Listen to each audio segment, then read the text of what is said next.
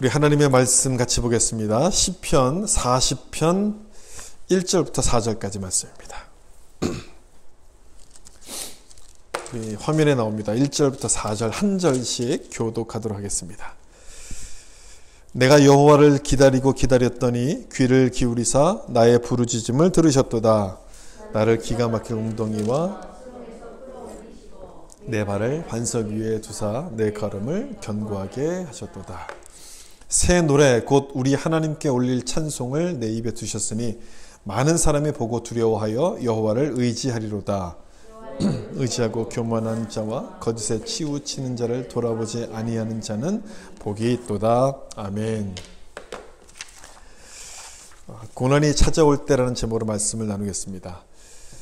며칠 전 신문에서 코로나 기간 동안에 정신적인 어려움을 겪는 나라들에 대한 그 보고를 순위를 좀 본 적이 있습니다. 캐나다가 3위였습니다. 1위는 미국이었고 2위가 영국이었고 3위가 캐나다였는데요. 2위와 3위의 표 차이가 거의 나지 않는다고 보면 2위가 캐나다와 좀 마찬가지 그런 결과라는 거죠. 제가 생각할 때는 미국보다 캐나다가 코로나를 훨씬 더 잘 대처하고 있다고 생각을 했었는데 개인들이 느끼는 느낌은 그것과는 좀 상관이 없는 것 같은 그런 결과를 그 신문을 통해서 이제 확인했습니다. 다른 사람들과의 왕래가 끊어지다 보니까 거기로부터 오는 스트레스, 불안감 이런 것들이 반영된 결과 아니겠습니까? 주변에 계신 분들의 얘기를 들어봐도 그렇더라고요. 이 모임 금지 기간이 자꾸 길어지다 보니까 고립감이 많이 느껴진다고 합니다.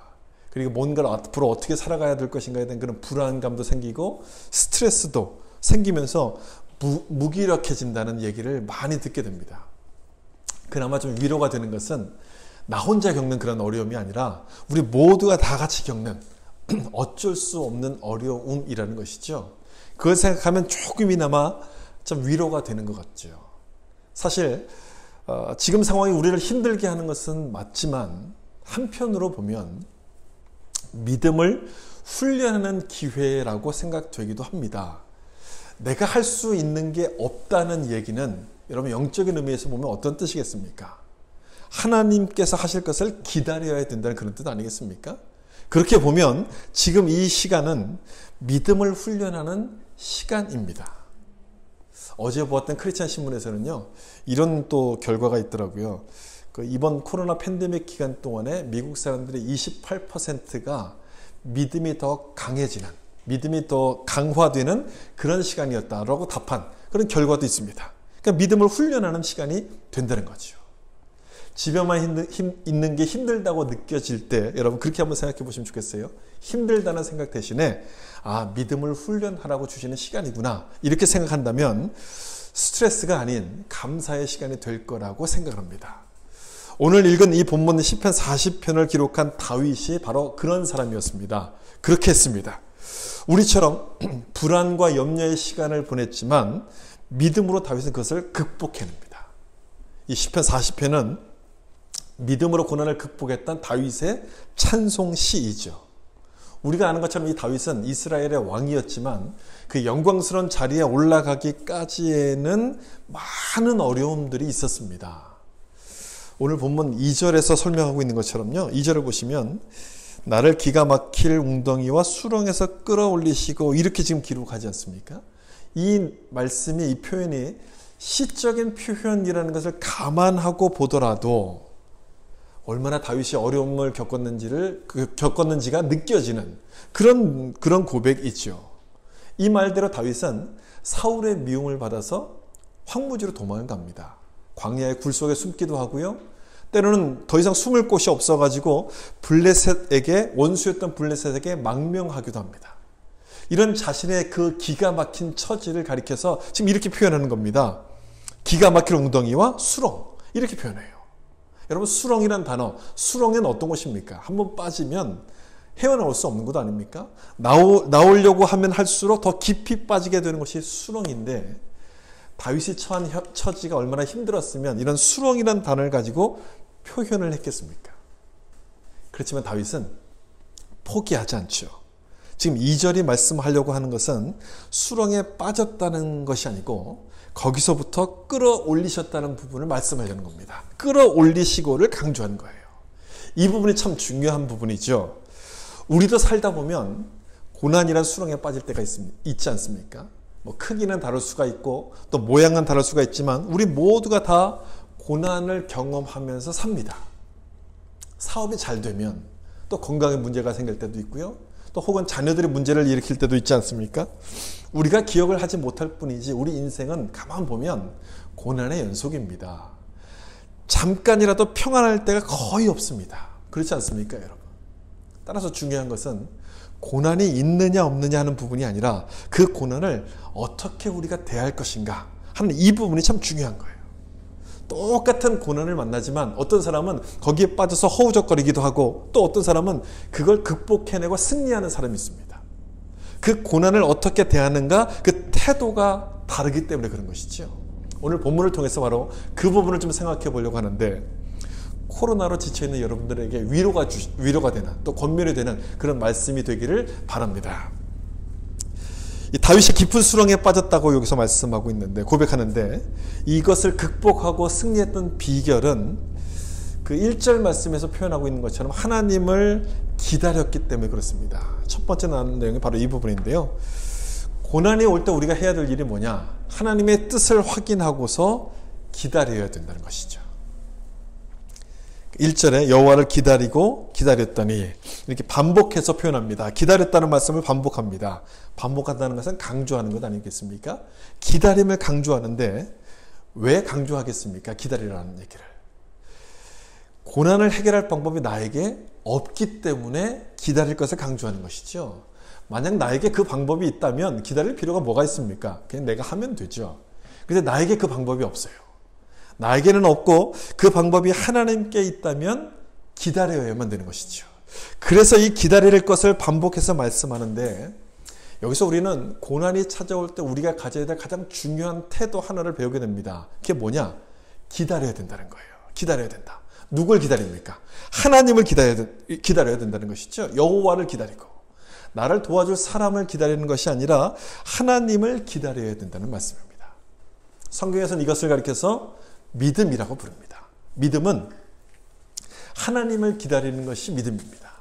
따라서 믿음을 가지고 하나님을 기다리는 사람은 낙심하지 않습니다. 내가 수렁에 빠진다 할지라도 거기서부터 건져주실 하나님을 기다리기 때문에 소망을 잃지 않는 것이죠. 그래서 고난이 오는가 보다도 어떻게 대하는가가 중요하다고 제가 말씀을 드린 거예요. 승리의 비결이 누구에게 있기 때문에? 하나님께 있기 때문에 그래요. 하나님을 붙드는 사람은 이 고난을 이겨낼 수 있는 힘이 주어지기 때문에 어떻게 대하는가 이 태도가 참 중요하다는 것이죠. 그러니까 하나님께 있다는 이 사실이 참 중요한데 이 부분을 좀 사실 강조해서 말씀을 드리고 싶어요. 하나님께 있다는 이 사실. 왜냐하면 우리가 기다리긴 기다리는데 하나님 없이도 기다릴 때가 종종 있기 때문에 그렇습니다. 이게 무슨 말이냐면 이런 거죠. 고난이 딱 찾아올 때 우린 기도하죠. 이 문제가 해결되기 위해서 하나님께 열심히 기도합니다. 그런데 응답이 있을 때도 있지만 없을 때도 있잖아요. 응답이 없을 때는 어떻게 합니까? 응답이 없으면 기다리다가 포기합니다. 기다려도 안 되니까 어떻게 합니까? 포기하죠. 그냥 끝나기만을 기다려요. 다른 방법이 없으니까 그냥 끝나기만을 기다리고 어쩔 수 없이 기다리는데 그 얘기를 말씀드리는 거예요. 뭔가 이게 잘 풀려가길 기대하는 것이 아니라 그냥 끝나기만을 기다리는 것. 이게 하나님 없이 기다린다는 그런 의미인 거예요. 여러분 얼마나 그게 보통 일이겠습니까? 얼마나 힘들겠습니까? 그렇게 기다리다 보면 쓰러질 수밖에 없는 것 아니겠습니까? 그래서 1절 말씀은 여호와를 기다렸다는 말씀합니다. 기다렸다는 데 포인트를 두지 않고요. 여호와를 기다렸다 이렇게 말씀합니다. 기다림의 대상이 하나님, 이 하나님이 참 중요하다는 거예요. 그걸 잊어버리면 우리의 기다림이 아닌 더 큰 절망이 되어버리기 때문에 하나님을 기다렸다는 부분을 강조해서 말씀하는 거죠. 여러분 제가 두 편의 시를 지금 보여드릴 텐데요. 둘 다 제목이 기다림, 똑같은 제목을 가지고 있습니다. 그런데 이 두 가지가 어떻게 다른가, 어떤 차이가 있는가를 좀 보시면 좋겠어요. 첫 번째, 제가 중간쯤부터 기록했는데 우리네 가슴은 일생을 두고 기다림에 설레는 것, 기다릴 이유가 있다는 것, 기다릴 사람이 있다는 것, 그것은 행복한 우리들의 이야기가 아닌가. 여러분 이 첫 번째 시에서 말하고 있는 기다림의 의미는 어떤 느낌입니까? 뭔가 좀 이렇게 행복하고 소망이 있고 뭔가 좀 희망에 차 있는 그런 기다림을 여기서 이야기하고 있지 않습니까? 그럼 두 번째 기다림을 보세요. 이 두 번째 것도 똑같이 제목이 기다림입니다. 근데 첫 줄에 이렇게 시작합니다. 내 기다림은 끝났다. 이 처음부터 분위기가 좀 심상치 않죠. 내 기다리던 마지막 사람이 이 대추 고비를 넘어간 뒤 이제 내게는 기다릴 사람이 없으니, 잠깐 좀 생략하고요. 내 이생의 꿈, 잎사귀, 보람의 열매였던 이 대추나무를 이제는 저승 쪽으로 들이밀거나 내 기다림은 끝났다. 왼쪽은 목사이자 시인인 용혜원 시인의 기다림이고요. 오른쪽에 있는 것은 불교계를 대표하는 서종주 시인의 기다림입니다. 똑같은 기다림인데 차이가 느껴지지 않습니까? 어떤 차이가 느껴집니까? 왼쪽 것은 기다림에 대한 그 의미를 완전히 다르게 지금 표현하고 있지 않습니까? 왼쪽 것은 기다림을 소망이라고 이야기합니다. 그렇지만 오른쪽에 있는 것은 기다림을 절망으로서 표현하고 있습니다. 왜 이렇게 태도가 달라집니까? 그 기다림의 대상이 있느냐 없느냐에 따라서 태도가 달라지는 것 아니겠습니까? 이것 때문에 그래서 다윗은 1절에서 여호와를 기다린다. 사람을 기다리는 것이 아니라 여호와를 기다린다라고 고백을 지금 하고 있는 것이죠. 하나님을 모르는 사람은 기다리긴 기다려요. 그렇지만 그 기다림은 수동적이고 절망적이기 때문에 그렇고, 그렇지만 하나님을 믿는 사람은 어떤가? 하나님을 믿는 사람은 하나님이 어떻게 일하실 것인가를 기다리기 때문에 소망이 생기는 거예요. 희망이 생기는 거예요. 그 기다림은 뭔가를 지금 새로운 것을 기대하는 행복감으로 느껴지는 그런 기다림이 된다는 것이죠. 지루할 틈이 없다는 얘기입니다. 지난주에 말씀드린 것처럼 하나님께서 내 인생을 3차원의 스토리로 만들어 가신다고 본다면, 여러분 3차원은 한 가지 방법이 아니라 여러 가지 차원 아닙니까?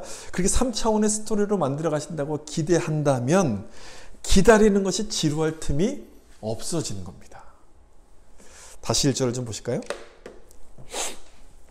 여기 1절에서 하나님을 기다렸다고 하는 것이 바로 그런 뜻이 여기 담겨져 있는 거예요. 고난 속에도 하나님의 뜻이 있음을 믿었다는 그런 고백인 거예요. 여러분, 우리는 이미 욥기를 통해서 고난 중에도 하나님을 기다린다는 말씀을 이미 생각해 봤습니다. 그렇기 때문에 이 말씀이 전혀 이상하게 보이지 않을 거예요. 고난 중에도 하나님을 기다린다는 말씀이 전혀 이상해 보이지 않죠. 다시 1절을 보세요. 다윗이 누구를 기다립니까? 여호와를 기다리잖아요. 고난이 끝나기를 기다렸다고 말하고 있지 않아요. 고난이 끝나기를 기다린 것이 아니라 하나님을 기다리는 겁니다. 왜요? 고난 속에서도 역사하실 하나님이시기 때문에 지금 기다리는 거예요. 지금은 잘 모르지만 이 일을 통해서 하나님이 원하시는 것이 있을 거야 라고 믿었기 때문에 기다리는 거예요. 그렇습니다, 여러분. 우리가 믿는 게 바로 이 부분을 믿는 것이죠. 이 부분을 믿는 거예요. 고난에도 하나님의 뜻이 있다는 이 사실을 우리가 지금 믿는 거예요. 제가 욥기를 그 길게 그 말씀을 나눴던 것은 바로 이 부분을 여러분들에게 강조하고 싶어서 그래요. 고난에도 하나님의 뜻이 있다는 그 사실을 우리가 좀 기억해야 되기 때문에.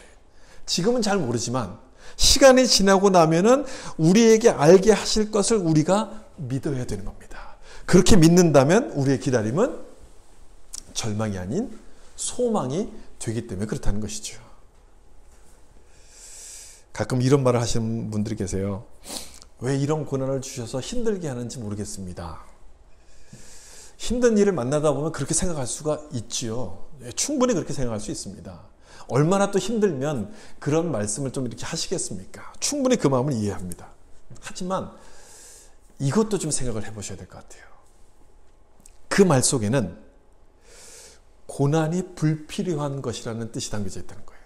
고난이 불필요한 것이고 하나님의 실수라는 의미가 그 속에 담겨져 있다는 겁니다. 물론 그런 뜻으로 하시는 얘기는 아니겠죠. 물론 그런 뜻으로 하시는 얘기는 아니지만 그 말을 자꾸 반복하다 보면 나도 모르게 그런 의미로 그 뜻이 달라질 수 있다는 거예요. 그래서 우리는 하나님 왜 이런 고난을 주셨습니까? 라고 하지 말고 그런 말을 하고 싶을 때 이걸 먼저 기억하셔야 돼요. 하나님은 절대로 실수하지 않으신다. 이걸 먼저 기억하셔야 돼요. 여러분, 욥기를 통해서 우리가 그 부분을 확인하지 않았습니까? 욥이 받았던 고난, 하나님의 실수였습니까? 아니에요. 하나님의 실수로 고난이 주어진 것이 아니었어요. 왜 이 고난이 힘든 것이었습니까? 욥이 그 고난을 이해하지 못했기 때문에 그것이 힘들었던 것 아닙니까? 우리가 3차원의 신앙을 가지고 이 고난을 보면 그러니까 한 가지 모습, 1차원적인 생각이 아닌 3차원의 신앙을 가지고 이 고난을 보면 이 고난이 하나님의 실수가 아니라 우리에게 주어진 선물이라는 것을 알게 됩니다. 선물. 그게 썩 반갑지 않은 선물이기도 하지만, 그렇게 썩 고맙게 느껴지지 않는 선물이긴 하지만, 우리를 성숙하게 만드시려고 주시는 선물이라는 것을 보게 된다는 거예요. 그걸 보여주는 실험이 한 가지가 있었습니다. 우리 몸이 어떻게 고통을 느끼고 또 왜 느끼는가를 연구한 실험인데요. 우리 몸에 있는 피부를 다 조사했습니다. 그래서 촉감을 부위별로 다 조사를 했습니다. 그랬더니 가장 예민하게 느껴지는 피부가 여러분 어딘 줄 아십니까? 어떤 부분인 줄 아십니까? 가장 예민한 부분이 바로 이 손끝이랍니다. 손끝. 이 손끝은 그 2g의 압력만 있어도 그 촉감이 느껴진다는 거예요. 그러니까 재밌는 것은 뭐냐면 고통을 느끼는 수치를 또 조사했거든요. 근데 고통을 느끼는 수치를 조사했을 때는 결과가 정반대였답니다. 이 손가락 끝을 바늘로 찔러서 아픔을 느낄 정도가 되려면 300g 이상이 돼야지만 그 통증이 느껴진다는 거예요. 참 이상하죠. 이렇게 살살 문질러도 촉감이 느껴지는데 이게 아프게 느껴지려면 300g 이상이 돼야 힘으로 눌러야지만 이게 느껴진다는 거예요. 여러분도 한번 해보세요. 손끝을 한번 이렇게 만져보세요. 살살 느껴지지 않습니까? 근데 아플 정도가 될 때까지 눌러보세요. 아주 세게 눌러야지만 이게 아파지는 거예요. 이게 이렇다는 거죠. 이게 참 신기해요. 압력은 예민하게 느끼는데 통증은 둔하게 느껴지도록 만들어졌다는 얘기예요. 이게 여러분 무슨 뜻이겠습니까? 이 연구팀에서 이걸 조사하면서 느낀 게 뭐냐면 우리 몸이 느끼는 고통이 우연하게 만들어진 것이 아니라는 결론을 이제 찾아내게끔 돼요. 하나님의 실수로서 통증이 생기고 고통이 생기는 것이 아니라 우리가 고통을 느끼도록 정교하게 하나님이 만드셨다. 이걸 찾아내게 됩니다. 또한 이 팀이 신체 내부가 느끼는 통증도 연구를 했거든요. 피부처럼 이 내부 기관도 통증을 느낄까를 갖고 조사를 했는데 결과는 아니었습니다. 우리의 뇌는요, 뇌를 두들기고 뇌를 자른다 할지라도 전혀 통증을 못 느낀다는 것이죠. 우리 장기도 마찬가지예요. 신장 자체로 이것이 잘라지거나 터져도 통증을 못 느낀다는 겁니다. 이유가 뭐냐면 그 내부 장기를 피부가 이렇게 감싸고 있기 때문이라는 것이죠. 그래서 이 장기 속에는 피부가 감싸고 있기 때문에 신경체계 자체가, 이 통증을 느끼는 신경체계 자체가 따로 없다는 겁니다. 이걸 보면서 이 연구팀은 고통이라는 것이 우리 몸을 보호하기 위해서 주어진 방어체계라는 사실을 발견하게 됩니다. 우리 몸을 위험으로부터 벗어나게 하려고 일부러 통증을 느끼도록 만드셨구나. 이런 결과를 찾아내게끔 돼요. 이걸 연구한 팀은 나병을 연구한, 한센병을 연구하는 팀이었습니다. 이들이 왜 고통에 대해서 연구를 하게 됐냐면 자기가 관찰하던 한 나병 환자 때문에 이걸 연구하게 됐는데, 이 나병 환자가 매일 아침마다 뜨거운 수건을 갖고 세수를 한 거예요. 근데 문제는 뭐였냐면 뜨겁다는 것을 이 사람이 못 느끼는 거였습니다. 못 느끼니까 이게 얼마나 뜨거운지, 더 이상 뜨거우면 되는지 안 되는지 전혀 못 느끼니까 아주 뜨거운 수건을 갖고 세수를 하다가 눈의 신경이 망가져 버렸습니다. 그냥 맹일이 됐어요. 그걸 보면서 이 연구를 하기 시작한 거거든요. 만약 이 환자가 고통을 느낄 수만 있다면 맹인이 되지 않았을 텐데, 과연 이 고통이 과연 어떤 것인가를 연구하다가 내려진 결론이 뭐냐? 고통은 우리 몸을 보호하는 방어체계라는 결론을 내리게끔 되는 것이죠. 우리를 보호하기 위해서 주시는 경고, 사인이라고 결론을 내리게끔 되는 거예요. 여러분, 우리는 고통을 싫어하잖아요. 고통을 싫어하는데 이 고통을 느끼지 못한다면 우리 몸은 망가질 수밖에 없다는 거예요. 여러분에게 주어진 고통, 여러분이 지금 경험하고 있는 그 고통을 한번 여러분 그렇게 생각해 보십시오. 이 고통이 나를 그냥 괴롭게만 하는 것이 아니라 나를 보호하기 위해서 주어지는 경고이구나, 사인이구나. 한번 여러분 그렇게 한번 생각해 보세요. 그렇게 본다면 이 고통은 하나님의 실수가 아니라 우리에게 주어진 선물인 거예요. 우리를 힘들게 하려고 주신 것이 아니라 우리를 사랑하셔서 주시는 선물이라는 사실을 우리가 믿게끔 되는 거죠. 다시 그걸 깨닫습니다. 그걸 딱 깨닫고 났더니 시편 40편 5절에서 이렇게 고백해요. 여기 보시면 여호와 나의 하나님이여, 주의 행하신 기적이 많고 우리를 향하신 주의 생각도 많아. 이렇게 고백해요. 우리를 향한 주의 생각도 많아. 다윗이 지금 고난을 뭐라고 지금 표현하고 있냐면요. 우리를 향한 주님의 생각, 이렇게 지금 표현하고 있습니다. 이런 참 멋진 고백 아닙니까? 고난에도 하나님의 뜻이 있다는 것을 지금 이렇게 표현하는 거예요. 그래서 주님의 생각이라고 표현하는 거예요. 고난에도 하나님의 뜻이 있는데 그것도 깊은 뜻이 그 안에 있다. 이렇게 지금 고백하는 거예요. 주님의 생각이라고 표현하는 거예요. 사람들이 왜 고난 속에서 절망하는지 아십니까? 고난이 힘들어서 절망하는 게 아니고요. 이 고난 속에서 아무런 의미를 찾지 못하기 때문에 절망하는 겁니다. 그러나 이 말씀처럼 이 고난에도 하나님의 뜻이 있다고 확신한다면, 깊은 뜻이 있다고 확신한다면 절망하지 않고 기다리게 되는 거죠. 기다릴 만한 충분한 이유를 알았기 때문에 그렇다는 거예요. 여러분 중에도 고난 때문에 힘들어하시는 분이 계시다면 이 말씀을 좀 기억해 보셨으면 좋겠어요. 나를 향한 주님의 생각이 참 많구나. 주님의 생각이 깊구나. 우연이나 실수가 아니라 하나님께서 심사숙고하셔서 주시는 계획이라는 것을 여러분 믿으셔야 됩니다. 그렇게 하셔서 다윗처럼 하나님을 기다리고 또 기다리는 여러분 될 수 있기를 예수님의 이름으로 축복합니다. 두 번째, 고난이 찾아올 때 우리는 기도하면서 기다리셔야 됩니다. 여기 1절 말씀의 마지막 부분을 보면 나의 부르짖음을 들으셨도다 이렇게 되어 있습니다. 이 부르짖음이라는 말에서 보는 것처럼 다윗은 고난이 왔을 때 기도합니다. 기도함으로써 기다립니다. 고난 속에도 하나님의 뜻이 있다고 확신하는 사람이라면 이처럼 기도하게 되겠죠. 알아서 되겠지, 알아서 끝나겠지, 언젠가 끝나겠지. 여러분 그렇게 생각하기보다는 하나님의 뜻이 있음을 믿고 그 뜻이 이루어질 것을 기도할 겁니다. 여러분, 우리가 하나님께 기도할 수 있다는 것, 우리가 기도한다는 것 자체가 얼마나 감사한 것인지 여러분 생각해 보신 적 있습니까? 만약 하나님께서 아무것도 하지 말고 그냥 기다려라, 그렇게 말씀하셨다면 어땠을까요? 이미 우리는 쓰러져 버렸을 겁니다. 이미 우리는 넘어져 버렸을 거예요. 진짜 힘든 것은 뭐냐면 그 고난보다도 내가 아무것도 할 수 없다는 그 사실이 사실 힘든 건 아닙니까? 그래서 이 말씀을 볼 때마다 참 감사해요. 저같이 성격 급한 사람이 쓰러지지 말라고 하나님의 뭔가 할 수 있는 것, 기도하라고 지금 말씀하시는 거예요. 그래도 너가 할 것이 있다, 너가 할 수 있는 일이 있다, 기도하라고 이렇게 하나님이 말씀하는 것 아닙니까? 참 감사한 말씀이에요. 그래서 이 말씀처럼 고난이 오면 기도하면 되는 것이고, 기도하기 때문에 우리는 기다릴 수가 있는 겁니다. 기도는 여러분 누구에게 하는 것이기 때문에 그렇습니까? 하나님께 하는 것이기 때문에 그렇다는 거예요. 하나님께. 우리가 이걸 종종 잊어버릴 때가 있어요. 그래서 이 부분 역시 강조하고 싶은데, 앞에서 말씀드린 것처럼 기다림의 대상이 하나님인 것처럼 기도의 대상 역시도 누굽니까? 하나님인 거예요.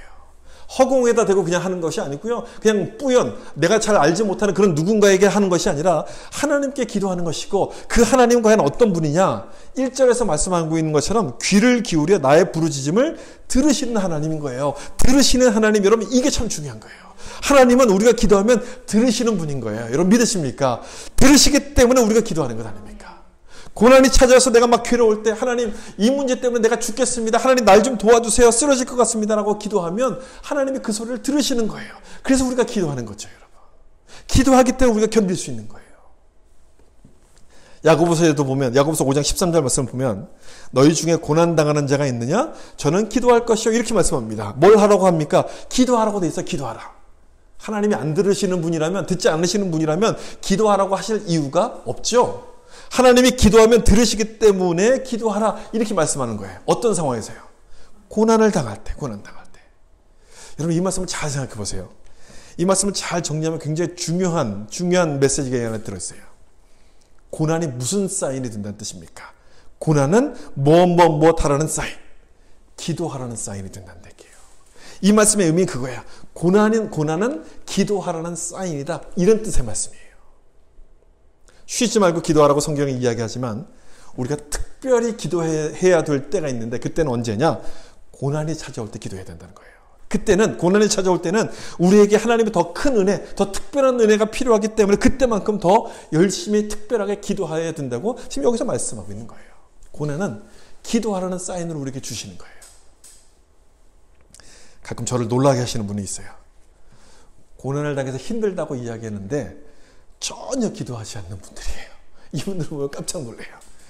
어쩌면 그렇게 기도를 안 하는지, 정말 기도를 안 해요. 기도를 안 해도 될 만큼 능력이 많아서 그러신 건지, 아니면 그 자체가 그냥 믿음인 건지 이 헷갈리는 거예요. 헷갈려요. 여러분 생각해 보세요. 기도는 우리가 하나님께 하는 것 아닙니까? 그런데 기도하지 않는다는 얘기는 무슨 뜻이 됩니까? 그 하나님이 필요 없다는 것과 마찬가지 뜻이 돼요. 고난이 찾아오면 우리가 더 큰 은혜가 필요한데, 그렇다면 하나님 보통 때보다 더 열심히 기도해야 되는 것 아닙니까? 그런데 기도하지 않는다는 것은 그 은혜가 필요 없다는 것과 마찬가지 의미가 된다는 겁니다. 다시 본문 1절을 보면 다윗은 하나님께 부르짖어 기도해요. 부르짖어. 왜 부르짖습니까? 기가 막힐 웅덩이와 수렁에 빠졌기 때문에 지금 부르짖는 거예요. 물에 빠진 사람이 여러분 점잖게 이야기합니까? 나 좀 살려주시죠. 나 좀 살려주시오. 이렇게 이야기하는 사람은 없지 않습니까? 말 그대로 그냥 부르짖는 거예요. 체면 따지지 않습니다. 목이 터져라고 소리칩니다. 나 좀 살려주세요. 다윗도 지금 그런 마음을 가지고 온 힘을 다해서 부르짖는 거예요. 상황이 절박해지면 기도 역시도 절박해질 수밖에 없는 거예요. 평소에 안 하던 금식도 하는 것이고요. 작전 기도도 하는 것이고 하나님께 막 매달리는 거예요. 하나님 시간 나시면 나 좀 도와주세요가 아니라 도와주셔야만 합니다. 절박하게 이렇게 매달릴 수밖에 없는 것이죠. 내 마음의 상태가 기도로 그대로 이렇게 나타나기 때문에 그래요. 다윗이 여기서 부르짖었다고 이야기하는 것은요, 다윗의 마음이 그만큼 하나님 앞에 간절했다는 것을 표현해 주는 말씀인 거예요. 예수님께서 비유하시는 내용 중에 이 불의한 재판관의 비유에도 부르짖는 기도에 대해서 거기서 말씀하세요. 누가복음 18장 7절에 보면 이렇게 되어 있어요. 우리 같이 한번 읽어볼까요? 하물며 하나님께서 그 밤낮 부르짖는 택하신 자들의 저희에게 오래 참으시겠느냐. 아멘. 우리 이 말씀을 볼 때마다 이렇게 오해합니다. 아, 그렇구나. 부르짖으면 하나님이 빨리 응답을 하시는구나. 이렇게 오해를 합니다. 그런 뜻이 아니거든요, 이 말씀은. 그런 뜻이 아니에요. 하나님이 귀가 어두워서 부르짖으라고 말씀하시겠습니까? 하나님이 안 들려서 부르짖으라 이렇게 말씀하시는 것이 아니고요.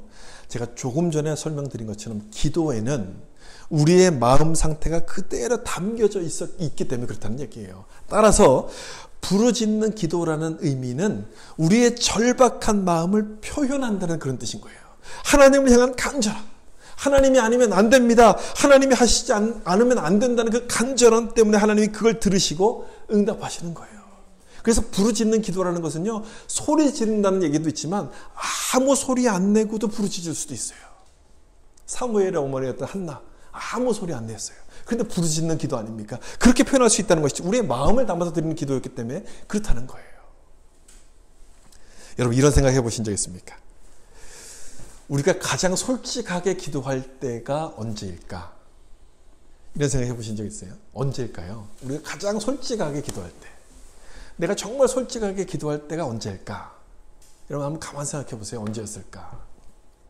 사람이 가장 솔직해질 때는요, 아플 때입니다. 몸이 힘들 때예요. 그때는 나를 감추고 싶지 않아요. 나를 가리지 않고 그냥 있는 그대로 이야기해요. 아플 때 가장 솔직해지는데 똑같은 것 같아요. 고난 당하기 전에도 기도를 하는데, 그때는 고난 당하기 전에 기도할 때는 그냥 건성으로 할 때가 참 많아요. 그냥 습관적으로 아무 생각 없이 기도하면서도 딴 생각하고 아무 생각 없이 똑같은 내용을 막 반복할 때가 많은데, 고난이 딱 찾아오면, 내가 지금 고난을 당하고 있다면 그렇게 기도할 수가 없는 거예요. 수렁에 빠졌는데 여러분 그냥 건성으로 나 좀 도와주세요 그렇게 말할 수 있겠습니까? 그냥 대충 졸면서 기도가 나오겠습니까? 아니죠. 그렇게 할 수 없어요. 하나님께 매달릴 수밖에 없는 거예요. 하나님 아니면 저는 망할 수밖에 없습니다. 하나님 꼭 좀 도와주세요. 부르짖게 되는 것이죠. 부르짖게 돼요. 이때 드리는 기도야말로 정말 솔직한 기도 아닙니까? 정말 솔직한 기도예요.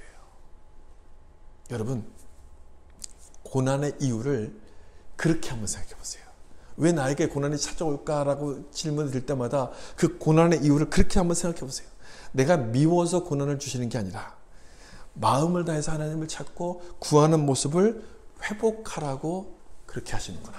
회복하라고 그렇게 하시는구나. 그렇게 본다면 낙심하기보다는 힘을 내서 하나님께 기도하게 됩니다. 부르짖어서 하나님을 다시 한번 찾게끔 되는 거예요. 여러분들에게도 그런 은혜가 함께 하셔서 고난을 이기게 하시는 하나님의 은혜를 경험할 수 있기를 예수님 이름으로 축복합니다. 마지막으로 고난이 찾아올 때 우리는 고난의 결과를 생각하며 바라보면서 기다려야만 합니다. 고난 속에 하나님의 뜻이 있음을 알았고 기도했다면 그 다음에 기다려야 될 건 뭐겠습니까? 그 고난의 결과를 기다려야 되는 것이죠. 이 시편 40편 말씀은 고난을 통과한 다음에 불렀던 다윗의 찬송입니다. 여기 1절 보시면 나의 부르짖음을 들으셨다라고 돼 있죠. 여러분 시제를 보시면 시제가 과거형 아닙니까? 나의 부르짖음을 들으셨다. 과거형이고요. 2절에도 보시면 수렁에서 끌어올리시고 내 걸음을 견고케 하셨다. 역시 과거형으로 표현이 되어 있습니다. 고난 중에 불렀던 찬송이기보다는 고난을 통과한 다음에 불렀던 찬송이라는 얘기입니다. 그래서 과거형으로 기록하는 거예요. 그럼 그 다음에 3절을 보세요. 3절을 보세요. 새 노래 곧 우리 하나님께 올릴 찬송을 내 입에 두셨습니다 라고 되어 있어요. 여러분 시제를 보세요. 어떤 시제겠습니까? 우리 한글은 현재와 현재 완료가 다 명확하게 구분되지 않는데요. 현재형으로 쓰여요. 한글로만 보면. 이게 정확하게 원문으로 보면 현재 완료형으로 쓰였는데 아니 현재형이라고 이해하시면 되겠어요. 그러니까 이 의미는 뭐냐면 고난이 지나간 다음에 다윗이 지금 찬송을 지금 부르고 있다는 건데 그 찬송에 대한 가사가 뭡니까? 가사. 뭘 찬송하고 있습니까? 나를 기가 막힐 웅덩이와 수렁에서부터 건져내셨습니다라는 사실을 지금 찬송하고 있는 거예요. 하나님께서 나에게 역사하신 그 일을 찬송하고 있다는 거예요. 그래서 여러분 이 말씀을 잘 읽어보면, 잘 묵상해보면 왜 고난의 결과를 바라보라고 이야기하고 있는지가 이해가 되실 거예요. 현재의 고난은 나중에 우리가 부를 찬송의 가사가 되기 때문에 그렇다는 얘기예요. 이 고난 속에서 역사하신 하나님을 찬양하는 것이기 때문에 고난이 힘들면 힘들수록 내가 부를 찬송은 어떻게 되는 겁니까? 더 힘차게 되는 것이고 더 뜨거워지게끔 되는 거예요. 여러분 은혜가 되는 것 아닙니까? 참 은혜가 되는 말씀이에요. 우리가 고난을 견디고 기다릴 수 있는 것은 바로 이걸 믿기 때문에 그렇습니다. 현재의 고난이 나중에 내가 부를 찬송의 가사가 된다. 이걸 믿는 거예요. 이걸 믿는 거예요. 여러분도 그렇게 한번 생각해 보세요. 여러분을 힘들게 하고 있는 고난이 있습니까? 그 일, 또 그 고난이 시간이 지나면 찬송으로 바뀌게 될 것이다. 내가 부를 찬송이 될 것이다. 지금 현재의 현재의 모습만 보지 말고 이 일을 통해서 새로운 일을 행하실 그 하나님을 바라보게 되면 고난을 견딜 힘이 생기게끔 되는 거예요. 지난주 말씀처럼 1차원이 아니라 2차원, 3차원으로 역사하실 하나님을 믿는다면 능히 기다릴 힘이 나에게 생기게 된다는 사실을 여러분 기억하셔야 되는 겁니다. 바둑을 좋아하시는지 잘 모르겠는데요. 바둑을 두고 나면 내가 어떻게 바둑을 두었는가를 다시 한번 검토하기 위해서 이걸 똑같이 재현을 한다고 하죠. 이걸 복기라고 합니다. 복기. 근데 바둑의 문외한인 저에게는 300개 이상이나 되는 이 바둑돌을 다시 정확하게 되풀이하는 이 복기가 참 신기하게만 보이는 거예요. 어떻게 저게 가능할까? 이렇게만 생각이 돼요. 근데 방법이 있대요. 암기를 해서는 절대로 안 되는데, 절대로 불가능한데 이 바둑돌을 내가 어떻게 뒀는가 그 의미를 생각하면 그게 된답니다. 중요한 의미가 있는 그 포인트를 기억을 하고 딱 두면 나머지는 그냥 이렇게 딱 저절로 이어 맞추듯이 이게 쫙 이렇게 맞아 떨어진다는 얘기예요. 다시 말하면 바둑돌에는 의미가 있기 때문에 복기가 가능하다는 얘기인데 저는 고난도 그와 같다고 생각합니다. 고난도 마찬가지인 거예요. 내 인생을 돌아볼 때, 내 인생을 다시 한번 복귀하게 될 때 하나님의 은혜로 살아온 인생임을 기억하게 하시려고 고난을 하나님이 허락하신다는 얘기예요.